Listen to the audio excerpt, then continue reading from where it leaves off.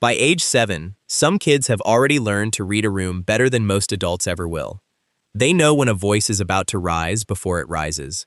They know when to go quiet, when to disappear, when to step in and fix something that was never theirs to fix. What if I told you that skill wasn't a personality trait? It wasn't something they were simply born with, like an ear for music or a talent for math. It was built, piece by piece, under pressure, because the alternative was worse. We call these kids mature. We call them old souls. We say they're just naturally responsible, and we say it like a compliment. But nobody asks what that responsibility replaced. Nobody asks what a 7-year-old was doing instead of being 7. If you were that kid, you already know the praise never quite landed right. It felt like being congratulated for surviving something nobody noticed was happening. So let's talk about what actually happens when a child grows up too fast, and why the thing you call your personality might actually be your architecture. Chapter 1. The illusion. Every family seems to have one. The kid who never causes trouble. The one who packs their own lunch, checks their own homework, calms down their own meltdowns before anyone else even notices there was one. Adults love this kid. They say things like, "She's an old soul," or "He's so mature for his age," and they mean it as praise. But watch what that praise actually does. It tells the child their value lies in not needing anything. It rewards invisibility. Nobody asks whether the maturity is a preference or a requirement.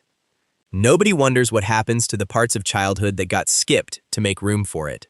The quiet, capable kid isn't quiet and capable by accident. Somewhere along the way, the adults around them became less available, less steady, less able to carry what needed carrying, so the child picked it up. Not because they wanted to grow up early, but because someone had to hold the pieces, and the smallest person in the room was often the only one paying attention. Chapter 2. The wiring underneath. Here's what's actually happening inside a child who has to read the room to stay safe. Their nervous system starts treating vigilance as a full-time job. Think of it like a smoke detector. In a stable environment, it stays quiet until there's an actual fire. In an unstable one, it learns to go off at the smell of toast, because false alarms are safer than missing the real thing. A child raised around unpredictability trains that same alarm system early, and it stays sensitive long after the danger is gone. This is why some adults who grew up fast can walk into a tense room and immediately know something is wrong before anyone says a word. It's not intuition in the mystical sense. It's a skill built out of necessity, sharpened through repetition, running quietly in the background their entire life. The problem is a smoke detector that never turns off eventually can't tell you what's actually dangerous anymore. Everything starts to feel like a fire. Chapter 3. What it actually costs. Here's what nobody tallies up when they're praising the responsible kid. Childhood is supposed to include unstructured time, mistakes without consequences, the freedom to be inconsistent and figure things out slowly. A child managing adult problems doesn't get that runway. They trade exploration for competence. And competence early is impressive, but it comes with a bill. That bill shows up later as difficulty asking for help, because asking implies dependence, and dependence once felt dangerous. It shows up as discomfort resting, because rest was never modeled as safe. It shows up as chronic tension held in the body long after the household that required it has changed or disappeared. The child grew up, but the vigilance didn't get the memo. It's still running the old program in a life that no longer needs it. Chapter 4. Where it started. There's almost always a moment, or a slow accumulation of moments, where the roles quietly flipped. Maybe a parent was overwhelmed by their own stress, and you became the one managing the household mood. Maybe someone was unreliable, and you learned to plan for their absence before they even left. Maybe there simply wasn't enough steadiness to go around, and you filled the gap because gaps in a household don't stay empty. You didn't apply for this position. Nobody sat you down and asked if you wanted it. It was handed to you, often silently, often before you had the language to object.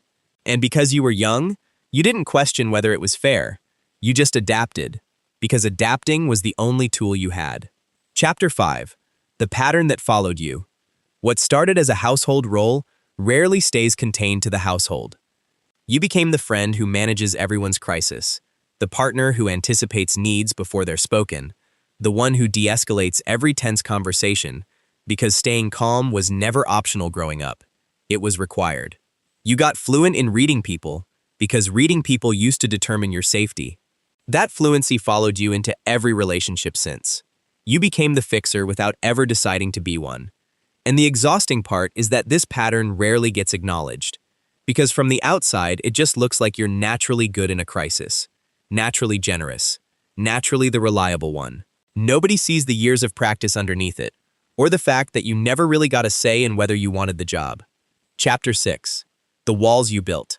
Somewhere in all of this, you built something more permanent, a structure designed to make sure you'd never again be caught unprepared. Self-reliance became your default setting. Needing nothing became proof that you were safe. You got exceptionally good at handling things alone, quietly, without asking anyone to notice the weight you were carrying. That structure worked. It got you through situations that might have broken someone without it. But structures built for protection tend to keep out more than danger. They keep out help, too. They keep out the version of care that requires you to admit something is hard. You built walls to survive a specific set of circumstances, and those walls are still standing, even in rooms that never needed them. Chapter 7. What it actually was. Here's the reframe worth sitting with. What looks like a loss of childhood was also an extraordinary act of adaptation. A child facing more than they should have to face, and finding a way to function anyway, isn't a failure story. It's a resourcefulness story. You weren't given a manual, you weren't given support proportional to what was being asked of you, and you figured out a way to hold it together regardless. That's not something to apologize for. That's something that, under different framing, looks a lot like resilience. The circumstances were unfair. Your response to them was resourceful. Those two things can both be true at once, and separating them matters, because one is about what happened to you, and the other is about what you did with it. Chapter 8. The strength underneath it. Consider what you actually built along the way. An ability to read emotional undercurrents most people miss entirely. A steadiness in chaos that took other people decades to develop, if they ever do. A kind of practical competence that shows up when things fall apart and everyone else is scrambling. These aren't small skills. They're the exact skills that make people trustworthy in a crisis. Perceptive in relationships, capable of holding space for others without flinching. You didn't choose the conditions that built these traits, but the traits are genuinely yours now, and they're valuable, even if they came at a cost you didn't agree to pay. Chapter 9. Choosing differently now. Here's what you get to do with all of this. You get to decide, deliberately, who carries what going forward. You're allowed to be inexperienced at things you never got room to practice, like resting without guilt, or asking for help without bracing for disappointment. Being capable doesn't have to mean being endlessly available. You can keep the skills without keeping the sacrifice attached to them. That distinction is the whole shift. You spent years proving you could handle anything.